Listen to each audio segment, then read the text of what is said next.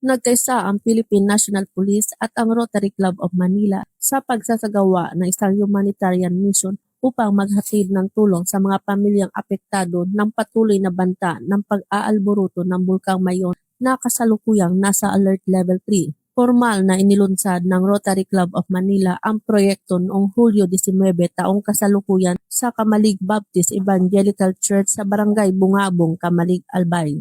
Sa nasabing aktibidad, nabigyan ng mga pangunahing pangangailangan ang 76 na pamilyang lumikas mula sa Barangay Tirangay na binubuo ng kabuuang 249 na individual. Nagbigay naman ng seguridad at suporta ang mga tauhan ng Kamalig Municipal Police Station, 2nd Provincial Mobile Force Company at Albay Police Provincial Office upang matiyak ang maayos, ligtas at mapayapang pagsasagawa ng programa.